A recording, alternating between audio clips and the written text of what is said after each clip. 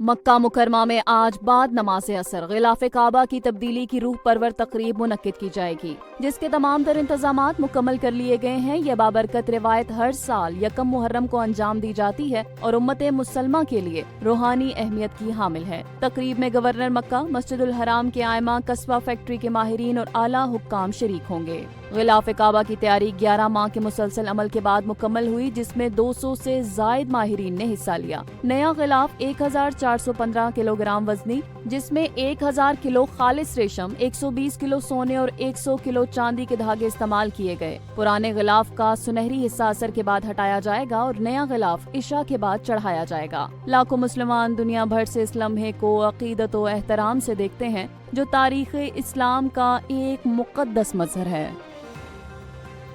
امریکی صدر Donald Trump کو اسرائیل اور ایران کے درمیان حالیہ جنگ بندی میں کلیدی کردار ادا کرنے پر نوبل امن انعام کے لیے نامزد کر دیا گیا ہے۔ یہ نامزدگی امریکی کانگریس کے رکن بڈی کارٹر نے 24 جون کو نارویجن نوبل کمیٹی کو ارسال کی۔ اپنے خط میں کارٹر نے اس اقدام کو تاریخی اور غیر معمولی قرار دیا اور کہا کہ ٹرمپ نے عالمی امن، جوہری عدم پھیلاؤ اور مشرق وسطی میں استحکام کی نئی راہ ہموار کی ہے۔ کارٹر کا موقف تھا کہ ٹرمپ کی قیادت نے ایک ناممکن سمجھے جانے والے معاہدے کو ممکن بنایا اور ایران کو جوہری ہتھیاروں کے حصول سے روکنے کے لیے جرأت مندانہ اقدامات کیے۔ ان کے بقول ٹرمپ نے دنیا کو امید کی ایک نایاب جھلک دکھائی اور بین الاقوامی ہم آہنگی کے فروغ میں تاریخی کردار ادا کیا۔ وزیر اعظم محمد شہباز شریف نے جنوبی وزیرستان میں بھارت کے زیر سرپرستی سرگرم دہشت گردوں کے ٹھکانے پر سیکیورٹی فورسز کے کامیاب آپریشن پر ان کی پیشہ ورانہ صلاحیتوں کی تعریف کی۔ وزیر اعظم نے کہا کہ اس آپریشن کے دوران 11 دہشت گردوں کو جہنم واصل کیا گیا اور دشمن کے ناپاک عزائم کو ناکام بنایا گیا۔ انہوں نے ارض وطن کی حفاظت کے عزم میں افواج پاکستان کے ساتھ پوری قوم کے شانہ بشانہ ہونے کا عہد کیا۔ وزیر اعظم نے آپریشن کے دوران شہادت پانے والے شہداء کی قربانیوں کو یاد کرتے ہوئے کہا کہ ان کی قربانیاں رائیگان نہیں جائیں گی۔ وزیر اعظم نے مزید کہا کہ پاکستان کے عوام اپنے شہداء اور ان کے اہل خانہ پر فخر کرتے ہیں اور ان کی قربانیاں ہمیشہ یاد رکھی جائیں گی۔ وزیر اعظم محمد شہباز شریف نے عالمی سطح پر پاکستان کا مقدمہ کامیابی سے لڑنے پر بلاول بھٹو زرداری اور سفارتی وفد کی بھرپور تعریف کی۔ وزیر اعظم سے بلاول بھٹو زرداری کی ملاقات ہوئی، جس میں بلاول بھٹو نے وزیر اعظم کو امریکہ اور یورپ میں سفارتی وفد کی ملاقاتوں کی تفصیلات سے آگاہ کیا۔ وزیر اعظم نے اس موقع پر کہا کہ سفارتی وفد نے بھارت کے پروپیگنڈے کو بے نقاب کیا اور پاکستان کا موقف دنیا بھر میں مؤثر انداز میں پیش کیا۔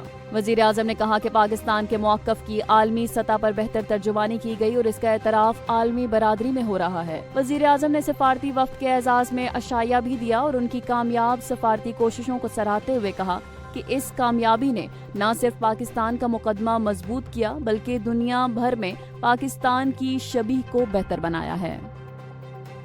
امریکی صدر ڈونلڈ ٹرمپ نے اسرائیل اور ایران دونوں پر الزام عائد کیا ہے کہ دونوں نے جنگ بندی کے خلاف ورزی کی ہے۔ اپنے بیان میں انہوں نے کہا کہ دونوں ممالک ایک دوسرے سے خوش نہیں ہیں اور ان کی کارروائیاں اس بات کا غماز ہیں کہ جنگ بندی کی کوئی سنجیدگی نہیں ہے۔ صدر ٹرمپ نے مزید کہا کہ ایران کی جوہری صلاحیتیں اب مکمل طور پر ختم ہو چکی ہیں اور ایران دوبارہ کبھی بھی اپنا جوہری پروگرام شروع نہیں کرے گا۔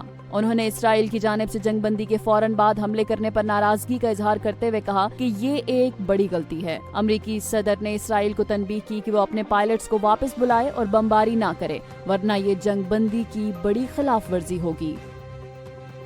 National disaster management authority NDMA نے ملک کے مختلف علاقوں میں 25 جون سے 1 جولائی تک موسمی حالات کے حوالے سے ایڈوائزری جاری کر دی ہے۔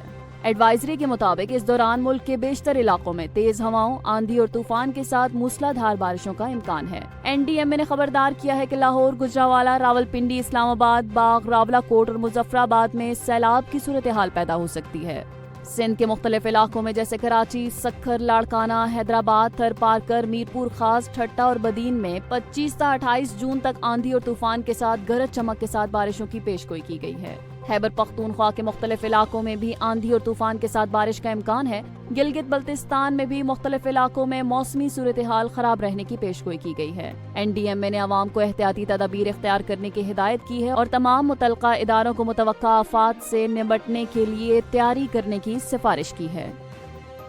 بحرین نے پاکستان کو 3-1 سے شکست دے کر پہلی بار AVC نیشنز کپ والی بال ٹائٹل جیت لیا ہے۔ بحرین میں ہونے والے اس ایونٹ کے فائنل میں عالمی رینکنگ میں 43ویں نمبر پر موجود پاکستان ٹیم توقعات پر پورا نہ اتر سکی اور سخت دباؤ میں آ کر صرف پہلا سیٹ جیت سکی۔ پاکستان نے پہلا سیٹ 25-23 سے جیتا، لیکن بحرین نے مسلسل 3 سیٹس 25-16، 25-17 اور 25-18 سے جیت کر ٹائٹل اپنے نام کیا۔